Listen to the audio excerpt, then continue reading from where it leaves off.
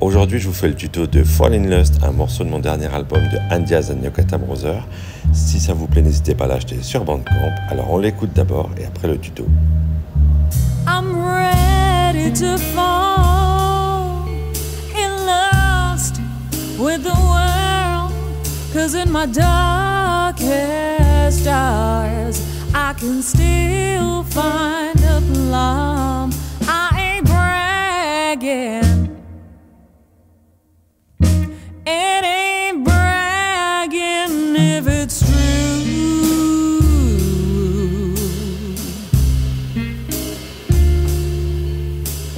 Let me show you what I can do.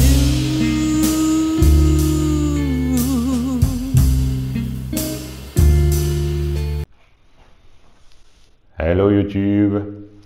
Un morceau plus sombre de l'album Alana, Fall in Lust.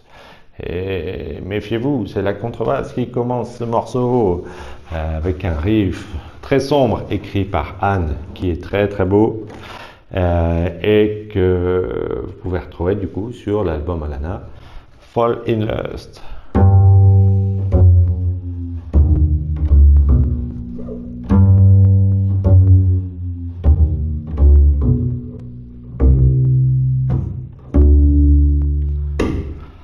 Voilà, c'est le début, c'est l'introduction. Du coup, on va glisser tendrement du Fa dièse.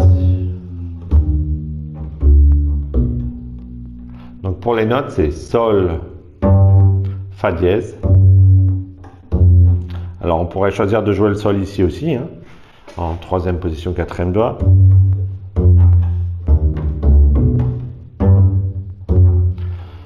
Moi, ça dépend des fois, en fait.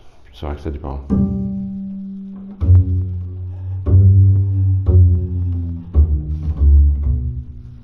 Donc je le joue souvent vraiment pas fort. Et parce que j'ai toute la place, je suis tout seul et du coup il n'y a pas besoin d'être fort. Et puis le reste de la chanson est comme ça, très atmosphérique. Donc Sol, je vous conseille de le faire à vide pour avoir un bon repère. Et vous chantez dans votre tête Sol, Fa dièse. Il faut toujours se chanter les notes à la contrebasse. Si on ne sait pas ce qu'on va jouer, ben, on ne le trouvera pas. Il n'y a pas de fret et du coup, il faut s'entraîner avec un petit piano, même sur le téléphone. Et puis, chantez-vous la mélodie, il faut la consolider vraiment fortement. C'est la seule façon de jouer juste, c'est de savoir si vous êtes juste ou pas vous-même. Et je n'ai pas l'oreille absolue, j'ai une oreille relative qui est relative, mais tout se travaille. Mais vraiment, on a besoin de travailler avec un piano à côté. Hein. Mais sur le téléphone, ça suffit. Hein. Alors, Sol, Fa dièse, Ré dièse, Ré dièse, Ré, et Si derrière. Ok? Si deuxième doigt. Et je vais glisser avec le quatrième doigt.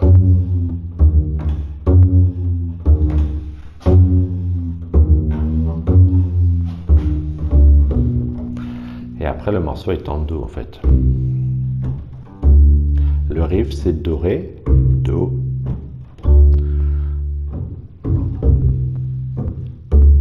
Là pareil aussi, en fait c'est plus joli comme ça.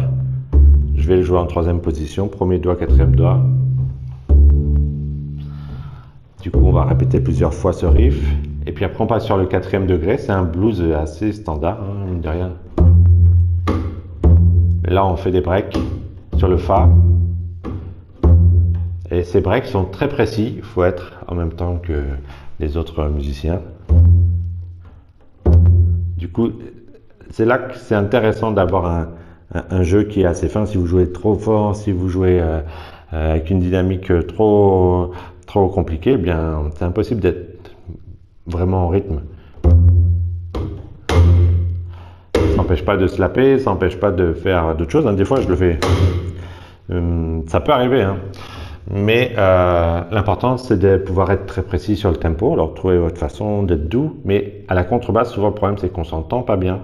et que le groupe autour s'il est trop fort, etc., ben, on va se mettre à jouer trop fort ou avoir des ampoules, etc. Et puis souvent, bon, ça peut arriver d'avoir des ampoules sans jouer hors tempo, mais ce n'est pas quelque chose qui nous aide. Donc jouez pas fort, mais soyez attentifs sur les fa, d'être bien en place. Et puis après, on repart sur le premier degré, on recontinue. Quand on est sur le premier degré, on fait toujours do, ré. Et puis après, 5e degré, donc sol. Pareil avec les breaks. 4e degré, fa, fa. Donc 2 fois sol, 2 fois fa.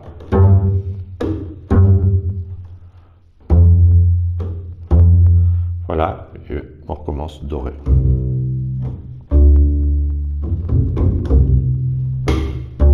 Alors écoute, de temps en temps, je vais faire une petite relance là. Si bémol, hein, la 7e qui est plus intéressante comme note que le si. Surtout dans un morceau mineur comme celui-là. Ok, donc voilà, je pense que c'est les bases pour aborder ce morceau qui est chouette pour pouvoir travailler le son et pour pouvoir travailler la dynamique, de jouer pas fort mais en même temps laisser vibrer la contrebasse. Tout ça en première position, c'est assez facile, c'est très atmosphérique et j'ai toujours beaucoup de plaisir à jouer ce morceau-là sur le plan de l'instrument. Et voilà, on se retrouve pour une prochaine vidéo, un prochain tuto de Alana. Si vous avez des questions, eh bien, vous les mettez en commentaire. Voilà, à bientôt.